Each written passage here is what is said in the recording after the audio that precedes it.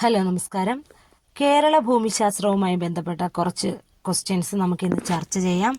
പരീക്ഷകൾക്ക് സ്ഥിരമായിട്ട് ചോദിച്ചുകൊണ്ടിരിക്കുന്നതാണ് ഇതൊക്കെ. നമുക്കൊന്ന് നോക്കാം. കേരളത്തിൽ സ്വകാര്യ ആവശ്യത്തിനായി ആദ്യമായി വൈദ്യുതി ഉൽപ്പാദിപ്പിച്ച കമ്പനിയുടെ പേരാണ് കണ്ണൻ ദേവൻ കമ്പനി. അപ്പോൾ കേരളത്തിൽ സ്വകാര്യ ആവശ്യത്തിനായിട്ട് ആദ്യമായി വൈദ്യുതി ഉൽപ്പാദിപ്പിച്ച കമ്പനിയാണ് ഏത്? കണ്ണൻ ദേവൻ കമ്പനി. കേരളത്തിലെ ആദ്യ അണക്കെട്ട് ഏതാണെന്ന് ചോദിച്ചാൽ മുല്ലപ്പെരിയാറാണ്. ഇടുക്കി ഡാം സ്ഥിതി ചെയ്യുന്ന മലനിരകൾ ഏതൊക്കെയാണെന്ന് ചോദിച്ചാൽ കുറവൻ കുറത്തി മലനിരകൾക്കിടയിലാണ് ഇടുക്കി ഡാം സ്ഥിതി ചെയ്യുന്നത്.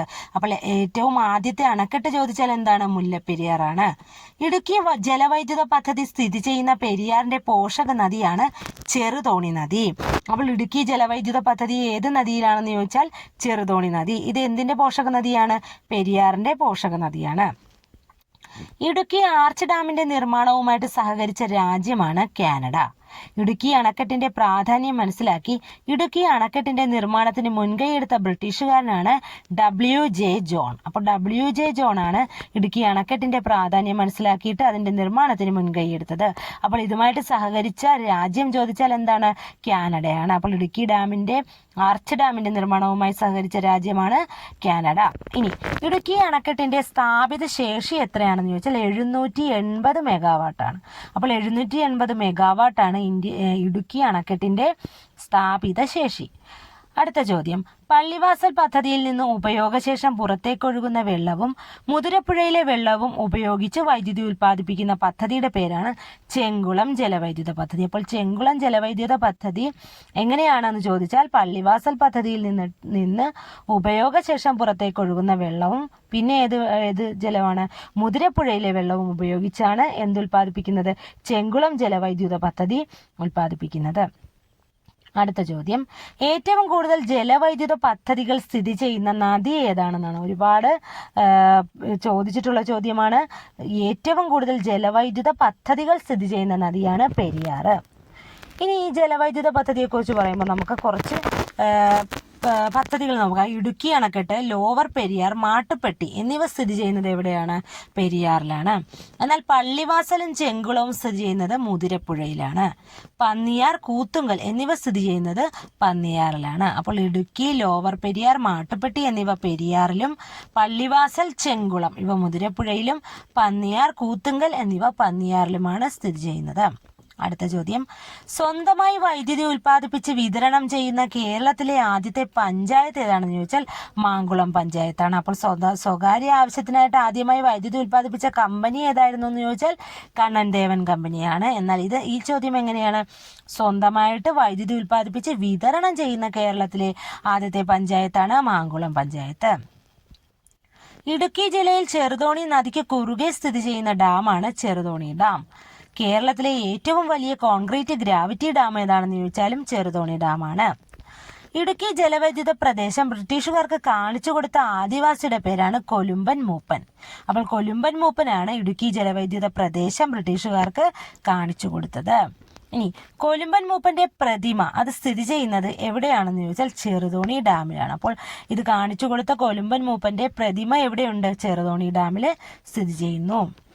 ഇന്ത്യയിലെ ഏറ്റവും വലിയ പ്രഷർ ഷാഫ്റ്റ് ഉള്ള പവർ ഹൗസ് ഏതാണെന്ന് ചോദിച്ചാൽ മൂലമറ്റം പവർ ഹൗസ് ആണ്. അപ്പോൾ ഇതിന്റെ പ്രത്യേകത എന്താണ്? മൂലമറ്റം പവർ ഹൗസിന്റെ ഏറ്റവും വലിയ പ്രഷർ ഷാഫ്റ്റ് ഉള്ള പവർ ഹൗസ് ആണ് മൂലമറ്റം പവർ ഹൗസ്.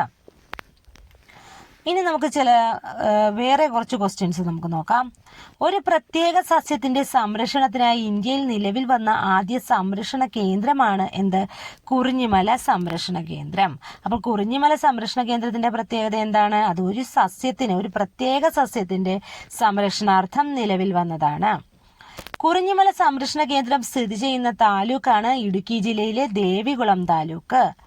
12 വർഷത്തിലൊരിക്കൽ പൂക്കുന്ന നീലക്കുറിഞ്ഞിയുടെ സംരക്ഷണത്തിന് വേണ്ടിയാണ് കുറിഞ്ഞിമല സംരക്ഷണ കേന്ദ്രം നിലവിൽ വന്നത്. അടുത്തൊരു ചോദ്യം, കുറിഞ്ഞിമല പ്രദേശത്തെ ഒരു സംരക്ഷണ കേന്ദ്രമായി സർക്കാർ പ്രഖ്യാപിച്ചത് എന്നാണെന്ന് ചോദിച്ചാൽ 2006 ഒക്ടോബർ 7-നാണ്. അപ്പോൾ 2006 ഒക്ടോബർ 7-നാണ് കുറിഞ്ഞിമല പ്രദേശത്തെ ഒരു സംരക്ഷണ കേന്ദ്രമായിട്ട് സർക്കാർ പ്രഖ്യാപിച്ചത്. ഇനി ദക്ഷിണേന്ത്യയിലെ ഏറ്റവും ഉയരം കൂടിയ കൊടുമുടി ഏതാണെന്ന് ചോദിച്ചാൽ ആനമുടിയാണ്. പശ്ചിമഘട്ടത്തിലെ ഏറ്റവും ഉയരം കൂടിയ കൊടുമുടി എന്ന് ചോദിച്ചാലും ഉത്തരം ആനമുടി തന്നെയാണ്. അപ്പോൾ ദക്ഷിണേന്ത്യയിലെ ഉയരം കൂടിയ കൊടുമുടി ഏതെന്ന് ചോദിച്ചാൽ, അല്ലെങ്കിൽ പശ്ചിമഘട്ടത്തിലെ ഏറ്റവും ഉയരം കൂടിയ കൊടുമുടി ഏതെന്ന് ചോദിച്ചാലൊക്കെ ഇതിൻ്റെ ഉത്തരം എന്താണ്? ആനമുടിയാണ്. ഇനി ആനമുടിയുടെ ഉയരം ചോദിച്ചാലോ, 2695 മീറ്റർ ആണ് ആനമുടിയുടെ ഉയരം. എത്രയാണ്? 2695 മീറ്റർ ആണ് ആനമുടിയുടെ ഉയരം. ഇതിൻ്റെ അടിയാണ് ഓപ്ഷൻസിൽ തന്നിരിക്കുന്നതെങ്കിൽ 8842 അടി എന്ന് നമുക്ക് രേഖപ്പെടുത്താം. അടുത്ത ചോദ്യം, പശ്ചിമഘട്ടത്തിലെ രണ്ടാമത്തെ ഉയരം കൂടിയ കൊടുമുടി ഏതാണ്? മീശപ്പുലിമലയാണ്. അതിൻ്റെ ഉയരമോ 2640 മീറ്റർ ആണ് അതിൻ്റെ ഉയരം. അപ്പോൾ പശ്ചിമഘട്ടത്തിലെ രണ്ടാമത്തെ ഉയരം കൂടിയ കൊടുമുടി ചോദിച്ചാൽ ഉത്തരം എന്താണ്? മീശപ്പുലിമലയാണ്. ഇനി കേരളത്തിലെ മഴനിഴൽ പ്രദേശം എന്നറിയപ്പെടുന്നത് എവിടെയാണെന്ന് ചോദിച്ചാൽ ചിന്നാറാണ്. ചാമ്പൽ മലയണ്ണാൻ, നക്ഷത്ര ആമകൾ എന്നിവ കാണപ്പെടുന്ന കേരളത്തിലെ ഏക പ്രദേശം ചോദിച്ചാൽ അതിന്റെ ഉത്തരം എന്താണ്? ചിന്നാറാണ്. ചാമ്പൽ മലയണ്ണാൻ, നക്ഷത്ര ആമകൾ എന്നിവ കാണപ്പെടുന്ന കേരളത്തിലെ ഏക പ്രദേശമാണ് ചിന്നാറ്. കേരളത്തിലെ ഏറ്റവും കുറവ് മഴ ലഭിക്കുന്ന പ്രദേശം ചോദിച്ചാൽ ചിന്നാറാണ്. അപ്പോൾ കേരളത്തിലെ മഴനിഴൽ പ്രദേശം ഏതാണെന്ന് ചോദിച്ചാൽ ഉത്തരം ചിന്നാറാണ്. ചാമ്പൽ മലയണ്ണാൻ, നക്ഷത്രാമകൾ എന്നിവ കാണപ്പെടുന്ന കേരളത്തിലെ ഏക പ്രദേശവും ചിന്നാറാണ്. ഇനി മറ്റൊരു ചോദ്യം, കേരളത്തിലെ ഏറ്റവും കുറവ് മഴ ലഭിക്കുന്ന പ്രദേശം ചോദിച്ചാൽ ഉത്തരം എന്താണ്? ചിന്നാറാണ്. ഇടുക്കിയിൽ നിന്ന് ഉത്ഭവിച്ച് കിഴക്കോട്ടൊഴുകി കാവേരിയിൽ പതിക്കുന്ന നദിയാണ് പാമ്പാറ്. പാമ്പാറിന്റെ ഉത്ഭവസ്ഥാനം ഏതാണ്? ബെന്മൂർ കുന്നുകളാണ്. അപ്പോൾ ബെന്മൂർ കുന്നുകളിൽ നിന്നാണ് പാമ്പാറ് ഉത്ഭവിക്കുന്നത്. ഇത് ഇടുക്കിയിൽ നിന്ന് ഉത്ഭവിച്ച് കിഴക്കോട്ടൊഴുകി കാവേരിയിൽ പതിക്കുന്ന നദിയാണ്. ഇനി മറയൂർ ചന്ദനക്കാടുകളിലൂടെ ഒഴുകുന്ന നദി ഏതാണെന്ന് ചോദിച്ചാൽ ഉത്തരം എന്താണ്? പാമ്പാറാണ്. തൂവാനം വെള്ളച്ചാട്ടം സ്ഥിതി ചെയ്യുന്നതും ഏത് നദിയിലാണ്? പാമ്പാറിലാണ്. അപ്പോൾ പാമ്പാറിനെ കുറിച്ച് തന്നെ 3-4 ക്വസ്റ്റ്യൻസ് ഇമ്പോർട്ടൻ്റ് ആയിട്ടുണ്ട്. ഒന്നാമത്തത് തന്നെ എന്താണ്? ഇടുക്കിയിൽ നിന്ന് ഉത്ഭവിച്ച് കിഴക്കോട്ടൊഴുകി കാവേരിയിൽ പതിക്കുന്നു. പിന്നെയോ അതിൻ്റെ ഉത്ഭവസ്ഥാനം ചോദിച്ചാൽ ബെന്മൂർ കുന്നുകളാണ്. പിന്നെ മറയൂർ ചന്ദനക്കാട്ടിലൂടെ ഒഴുകുന്ന നദിയാണ്. അതുപോലെ തന്നെ തൂവാനം വെള്ളച്ചാട്ടം സ്ഥിതി ചെയ്യുന്നതും എവിടെയാണ്? പാമ്പാറിലാണ്.